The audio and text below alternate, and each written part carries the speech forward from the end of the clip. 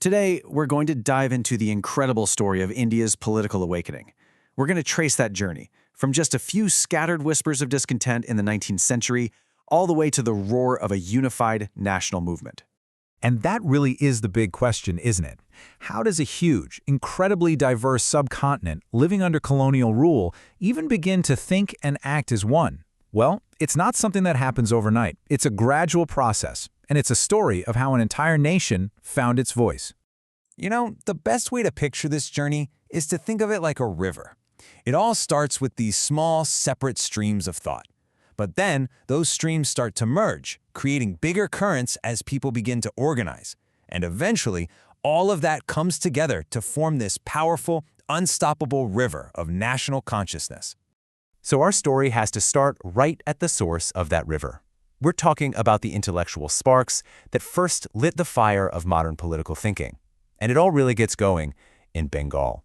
And one of the key figures here, a true pioneer, was Raja Ram Mohan Roy.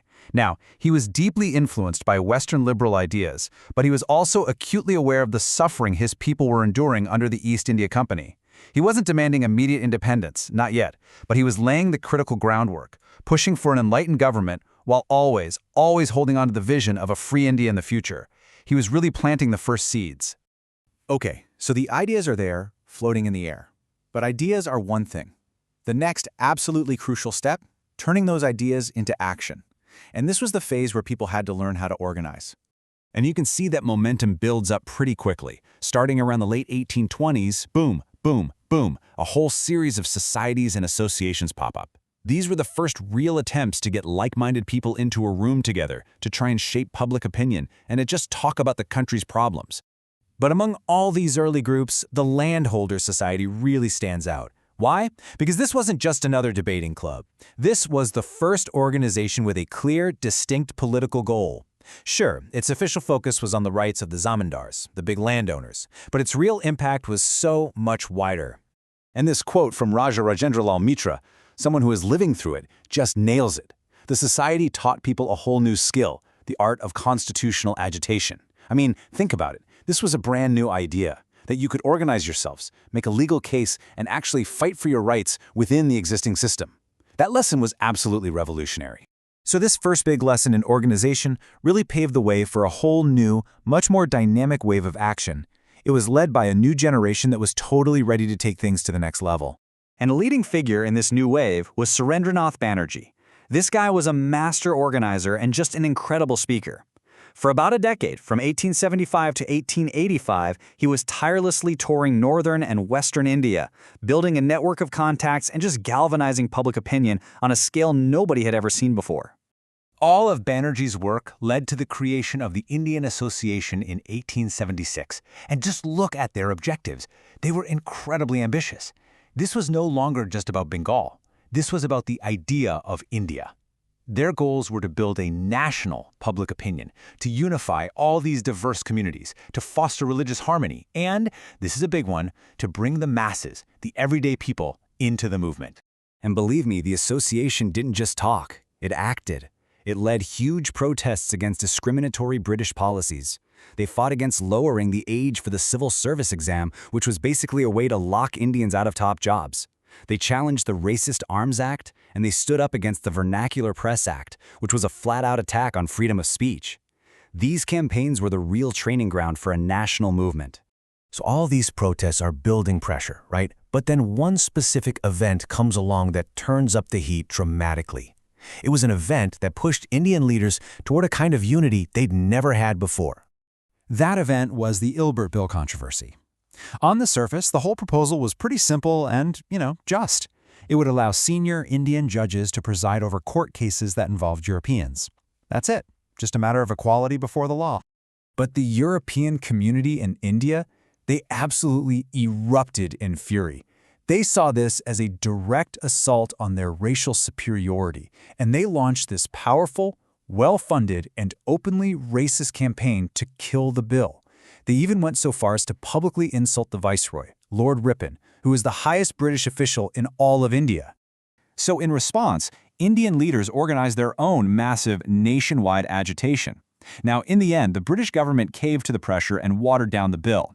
But Indian leaders learned an absolutely priceless lesson from this fight. When they stood together, when they were unified, they were a political force that could not be ignored. And that lesson from the Ilbert Bill controversy was not forgotten. Not at all. In fact, it directly inspired the next logical step, creating a permanent, all-India political organization. Seizing that momentum, Surendranath Banerjee's Indian Association called together the first ever All-Indian National Conference in Calcutta in 1883. For the very first time, you had delegates from different provinces all gathering on a single platform, discussing their common problems and mapping out a shared political program. Our river was finally coming together. But just as the National Conference was building steam, another, even more significant organization was about to make its entrance onto the stage. In 1885, the Indian National Congress was formed, and its origin story was, well, completely different. The National Conference was born from Indian-led protest, but the Congress, it was founded by a retired Scottish official, A.O. Hume, and it even had the blessing of the British Viceroy. The whole point was to create a more moderate body. But then, in a really remarkable show of unity, the National Conference decided to merge into the Congress in 1886, creating a single, powerful, all-India platform. So you have to be wondering, why on earth would the British give their blessing to a political organization for Indians? Well, this gets us to the famous safety valve theory. The British were still haunted by the memory of the massive 1857 revolt, and they saw an opportunity. The thinking went something like this. The Congress could act as a safe outlet, a safety valve, to let Indian political frustration vent in a controlled way, preventing it from boiling over into another full-blown rebellion. So let's just quickly recap the path we've traced. It all started with the big ideas from pioneers. Then, early groups learned how to protest within the system. Next, dynamic leaders took those efforts national. A major crisis proved that unity was their superpower. And finally, all of this led to the creation of a permanent national political platform. Of course, the story doesn't stop here. Far from it. The creation of the Congress was really just the beginning. The next chapters would be full of intense debates inside the Congress between so-called moderates and extremists, the massive shockwave from the partition of Bengal in 1905, and the rise of much more confrontational forms of protest. And that leaves us with a final, really big question to think about. The Indian National Congress was intended, at least in part, to be a manageable, controllable opposition. So, can an organization that was created to be a safety valve ever gain enough power to actually break the very system it was designed to protect? That paradox is right at the heart of the next dramatic phase of India's struggle for freedom.